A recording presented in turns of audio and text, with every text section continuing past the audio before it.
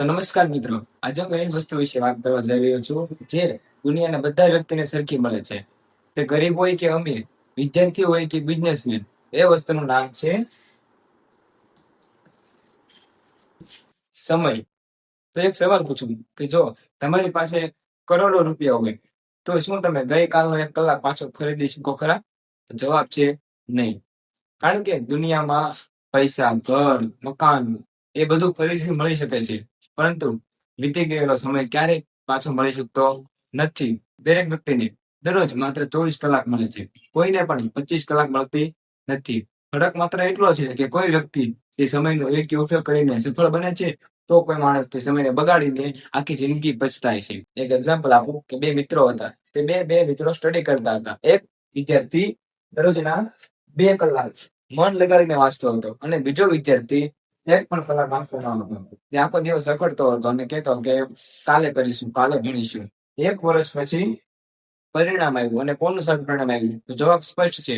જે વ્યક્તિ 2 કલાક મન લગાડીને વાંચતો હતો તે વિદ્યાર્થીનું સારું પરિણામ આવ્યું છે.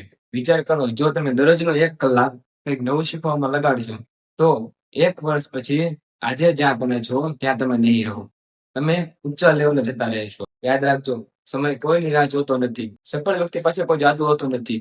તે માત્ર સમયની કદર કરે છે અને આપણે સમયની કદર કરતા નથી. ફરક બસ એટલો જ છે. બીજું એક્ઝામ્પલ આપું કે જે ન્યૂઝપેપર સવારે 10 રૂપિયાનું એક મળે છે, 10 રૂપિયાનું એક મળે છે, તે જ ન્યૂઝપેપર સાંજે 10 રૂપિયા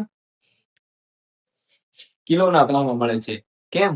તો કે સમય વીતી ગયો પછી વસ્તુની કાંઈ કિંમત રહેતી નથી. યાદ રાખજો, કિંમતી વસ્તુ નથી, કિંમતી સમય હોય છે. સમય ક્યારેય ઉભો રહેતો નથી, એ સતત ચાલ્યા કરે છે. યાદ રાખજો, આજનો 1 કલાક આવતીકાલની સફળતા બની શકે છે. તમે સમયની કદર કરશો તો સમય તમારી કદર કરશે.